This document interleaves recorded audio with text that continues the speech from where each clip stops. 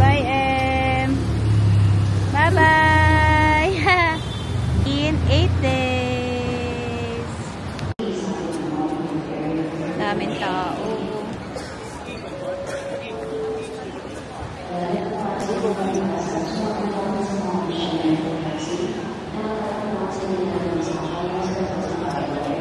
Ano yung Dad, open na. Babayad na ako travel tax muna. Pwede na ba? Oo, open eh. Pagbayad na tayo ng travel tax, ang binayaran is 4,960. May ganyan siya, oh. May paganito na ngayon, may certificate. Hindi ko alam para saan.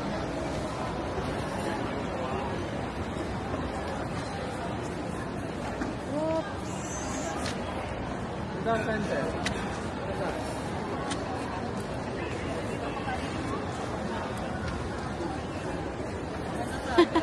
Binagda, ha?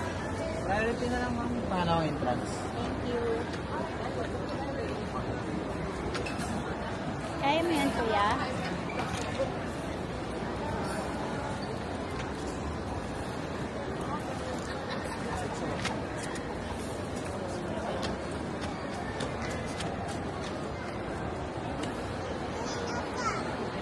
Napila na tayo sa bag drop.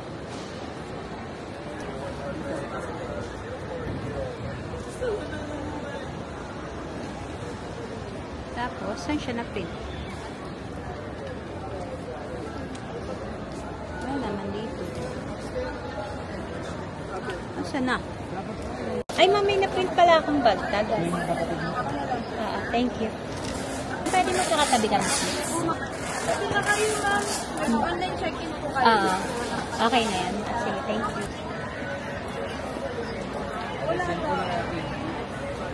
Guys, nakalagpas na kami ng immigration. Papunta na kami sa gate.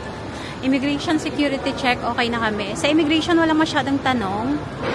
Tinanong lang ako kung saan ako nag-work. At ganun din si Daddy, kung saan siya nag-work. Tapos, tinanong din ako kung sino daw yung mga kasama ko. Yun lang. So, wala naman masyadong hassle. Wala nga pila sa immigration. Sobrang bilis lang namin. And since nakapila kami sa mga priority, wala din. Walang masyadong pila. As in, like mga 2 minutes lang kami nakaagad. Ganun. So, ngayon, kakain muna kami dinner. 7:43 na. Hindi pa kami nagdi-dinner. Ayan, kain muna kami. Kain na tayo. Okay, ano sa inyo? Ano sa iyo, kuya? Dito tayo sa Tapa King. Grabe mo naman ang ka-earphone niya. Naka-earphone siya na iya. Grabe. Swerte mo hindi tanghali flight. Tanghali flight. Grabe, walang earphone. Buti na lang. Bumili kami. Kain na, guys. Order natin. Kay Daddy.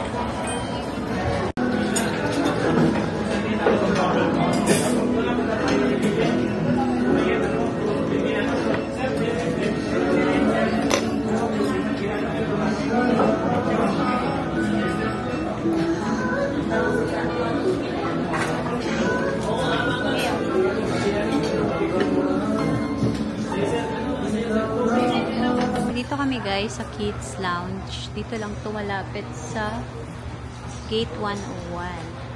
Kaya walang tao. Kaya si Vince naglalaro. Papalipas mo na siya ng oras. Flight namin is 10:50 PM pa. So medyo maaga pa kami. 8:34 pa lang kanina. Kanina pag-check. So nagpapalipas lang kami ng oras. Hindi ko sure kung anong weather sa Hanoi. Ang alam ko medyo maulan. Pero wala tayong choice. Kailangan natin yan. Yan. Dad, hello ka naman. Hi, Dwayne. Dwayne, hi ka naman, Dwayne. Pogi mo. Requirements, pupunta ng Hanoi. Passport lang, at least 6 months. Validity pa ng passport. Yung itinerary, syempre. E-travel, hindi na nga masyadong hinanap eh. Usually, ano yun eh, bago ka pumasok ng immigration, hahanapin na agad yung e-travel. Pero nung time namin, pinakita ko yung e-travel pero parang hindi na tiningnan. Kahit sa immigration, hindi na rin hinanap yung e-travel. Pero narinig ko dun sa kabilang katabi namin na immigration, tinanong niya yung isang babae dun kung nakapag-fill out sila ng e-travel. Pero kami hindi nila tinanong. So, pagpila namin sa immigration, walang katao-tao sa immigration. Lalo na dun sa, doon kasi kami pumila sa priority dahil may kasama kaming bata. So, pagkapila namin doon, siguro mga 2 minutes lang nga kami na agad. So, hindi kami masyado naghintay. And then, ako yung humarap sa immigration. Inabot ko lang yung passports namin. Unang question ng immigration sa akin, kung kani-kanino daw yung passports na inabot ko sa kanya. So, sabi ko, passports yun. Passport ko, ng husband ko, and ng 2 kids namin. Tapos, sabi niya, saan daw kami pupunta? Sabi ko, pupunta kami ng Hanoi. And, actually, wala na siyang tinanong. Nagtatak na siya agad. Tapos, inabot na niya sa akin yung passport ko. Tinanong lang niya ako kung saan ako nag-work. Tapos, sabi ko, work from home ako. Tapos, yun na. Tapos, tinawag na niya yung husband ko para picturean. Tinanong din niya yung husband ko kung saan nag-work. Tapos, yung dalawang bata, wala nga, pinicturean lang. So, nagulat ako na sobrang walang question, walang hinanap, hindi hinanap yung hotel, walang hinanap ng COE, kung ano-ano, walang hinanap. Basta yun lang. Hindi ko alam kasi kung dahil ba kasama namin yung dalawang bata ulit, ganun. Kaya, hindi mahigpit yung immigration officer. Pero, ayun, walang kahasel-hasel. Tapos, since may kasama kaming bata, pinapila ulit kami sa priority lane, dun sa security check. Tapos, wala din pila. So, alam mo yun, as in talagang smooth lang talaga yung naging experience namin sa immigration and security check. Yung laptop pala, dala ko kasi yung laptop ko ngayon, pinalabas siya ng bag. So, nilabas ko siya, tapos nilagay ko doon sa bin, saka dumaan sa machine. So, wala. First time ko kasi nagdala ng laptop. So, hindi ko alam na nilalabas pala siya. Kaya nagulat ako nung narinig ko yung sinabi ng security officer na laptop out. Ganyan. Laptop out? O, di syempre, panic-panic naman si ante mo, diba? So, nilabas ka naman yung laptop. So, pero wala namang problema. Hindi na kami nagtanggal ng shoes. Hindi na nag-frisking. Wala. So, as in talaga dumaan na kami sa security check. So, ngayon, nahintay lang kami hanggang mag-boarding time. Hindi ko na-check kung ano oras yung boarding time namin, pero ang flight namin is 10:50 p.m. Manila. And darating kami ng Hanoi, parang 1:30 a.m. ata. Ang dating namin sa Nueva International Airport. Boarding na tayo, guys! Yay! Yung dalawa naming carry-on na maleta, pina-check-in to. So, pagdating namin doon, bago sumakay na aeroplano, kukunin nila para i-check-in. So, isang maleta lang yung dadali namin sa loob. Tapos, itong mga personal bags lang. We are going to Hanoi.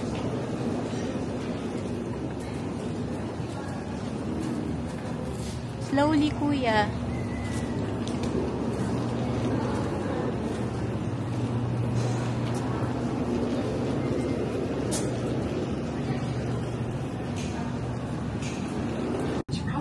Under the seat or in the storage bins above you. If you are seated next to an emergency exit, read carefully the passenger briefing card located by your seat. If you do not wish to perform the functions described in case of emergency, please ask the cabin crew to reseat you. Sa mga panahon na nakaupo sa exatos, basahin po lamang ang passenger briefing card.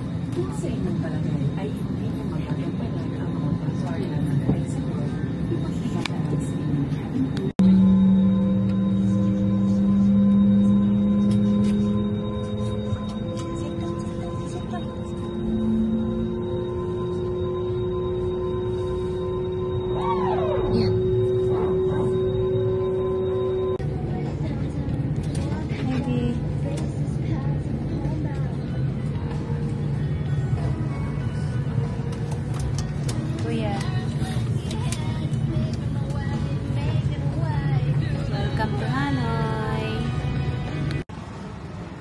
Touchdown, Nueva International Airport. Time check, nasa 12. Siguro mag-1 a.m. pa lang dito sa kanila. May time difference. So, ngayon ay 2 a.m. plus na sa Manila. So, ngayon, diretso na tayo ng immigration. and mag-withdraw ng funds. Pick up ng luggage, mag-withdraw ng funds, bibili ng SIM card. So, yun yung mga transaction natin ngayon.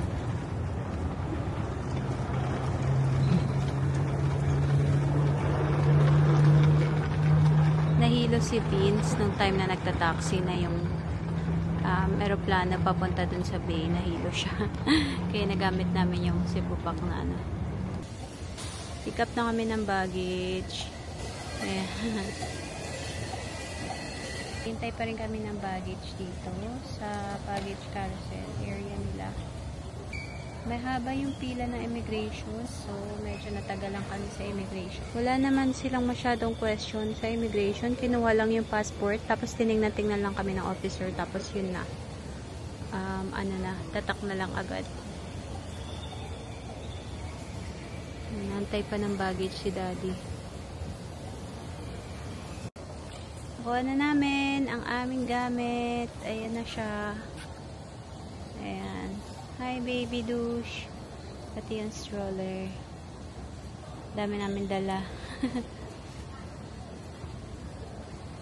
Nag-CR lang si Daddy. May CR dun sa kabilang dulo. Nakalabas na kami ng arrival hall. Mag-withdraw lang muna tayo dito. Sa baka BIDV Autobank. MSP. Okay, dito yung Agribank. Yan. Dito tayo mag-withdraw. Ayan, sa Agribank.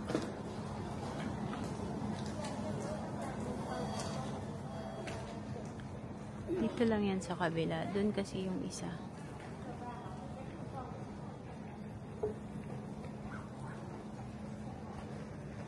Guys, hintay na lang kami dito sa arrival hall.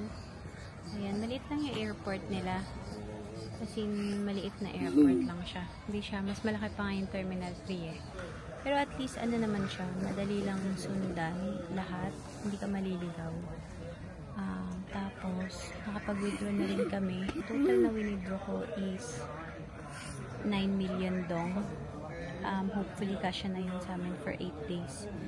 Tapos, nakabili na kami ng SIM card. Dito lang ako bumili. Diyan sa, ayan, sa Viettel. Ay, asa na siya? Ayan, yan, sa pulang yan, sa Viettel. Yan, dyan lang ako bumili. Nagbayad ako ng 300,000 dong. Sabi ni Kuya, good for 2 weeks na daw yun na internet access. So, titingnan na lang namin. Isang SIM card lang yung binili namin, tapos nag-hotspot na lang kami doon sa cellphone. Marami nag-o-offer dito ng mga taxi, ganyan, mga private vehicles. Pero sabi namin, inaabangan namin yung bus Usapa. Tapos, wala pang makakainan dito ngayon. 6 AM pa raw ata. 6:30 AM pa ang bukas ng una. Ng mga stores. So, wala ka rin makakainan dito. Vendo machine lang yata. Wala dun eh. So, yun. Stay lang muna dito. 7:30 pa kasi yung pick up namin pasapa. Lalakad-lakad lang ako dito, guys. Sa labas. Parang yun yung bus. Ayan.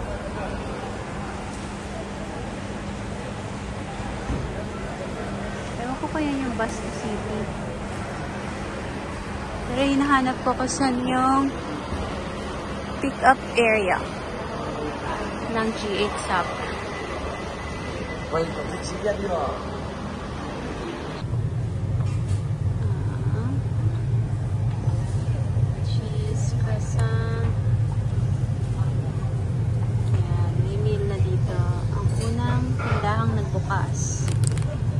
Sa Noybay Airport. What is that? The club. Cool. May foreign sila eh. Ban Miket. Yun lang yan. Pag out. Dito yung arrival area. Pag na-arrive. Eh, meron din palang pa. Dito pa. Wow. Ito, oh. Kuya, patingin ako ng sayo. Wow. Eat mo na to. Hot. Ayan pala guys, yung kanilang bus to city from airport. Ayan o, titingnan niya. Nakalagay dyan is Nui Bai to Hanoi. Ayan o, city center. Dito lang yan sa saan ba to? Ayan, sa number 5. Bandang number 5 siya. Ayan, tapos tatawid lang sa kabila. Wala pa eh. Hindi pa dumarating yung bus to Sapa. 7:30 pa kasi yung pinakamaagang pick up. So, nagantay pa rin kami sa airport. Ang ating G8 Sapa bus. B! Yay! Dito na tayo sa loob ng bus. Amazing. Ang ganda ng bus. G8 open Sapa tour. Ayan. Wala pa siya pa remote. Ayan. Pwede i-close itong window shade. Close. Meron dito water. And movie. Napipindot pa itong movie. Light LCD. Light. Sleep. Sit down ka dyan. Okay. Tapos ito yung lagay na shoes. Pwede kami ng shoes. Dito lang kami sa likod ng driver. Entrance.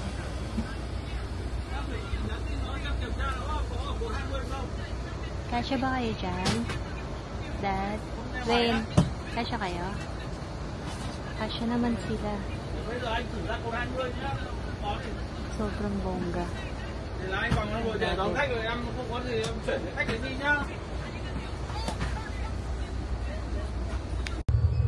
Yan na, umalis na tayo. Ika na, baby ko.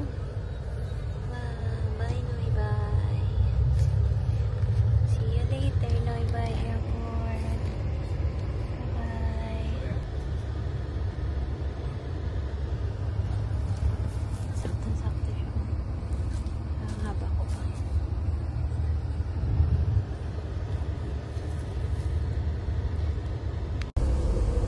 Guys, meron pa silang pa-massage chair.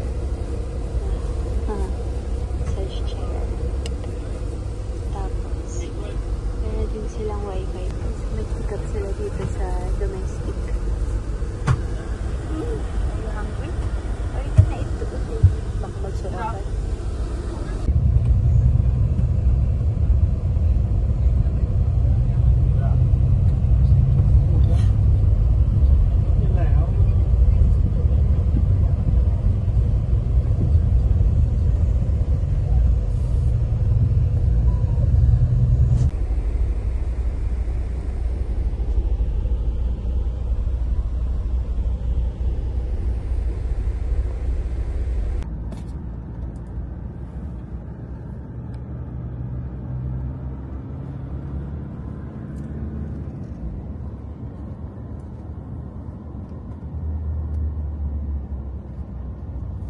Welcome to Sapa.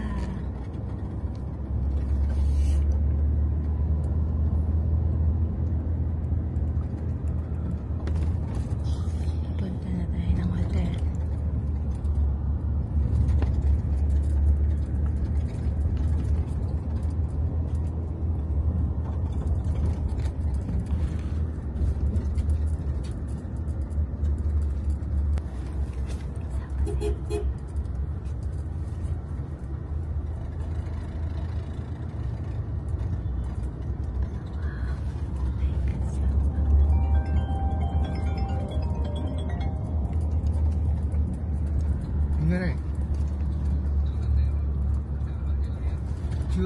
Cái này chưa anh ạ.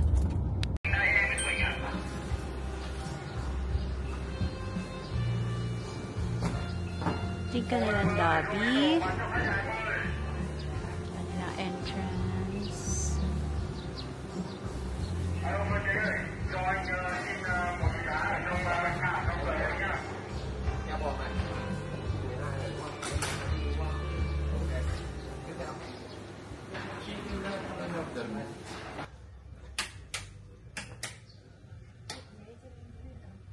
Yan, room tour. Okay, bongga. CR. Ay, okay. Pa-step pababa pala. Okay. CR. Oh, ganda rin ng CR, ah. Tapos pwede siya i-open dito sa labas. Meron siyang shower. Ayan. Okay. Let's go to the room. Nice. Ah, may fridge pala dito. Oops. Mini fridge. And bakit putol yung salamin? Okay.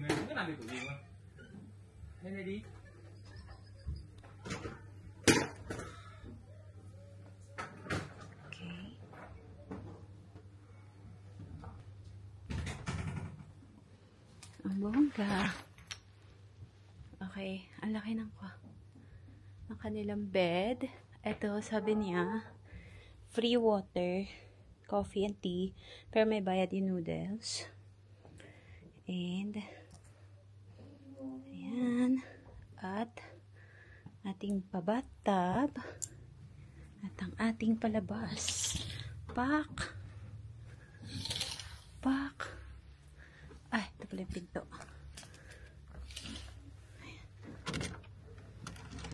Ang bongga! Oh, man! Sobrang bongga. See? Oh. Taray.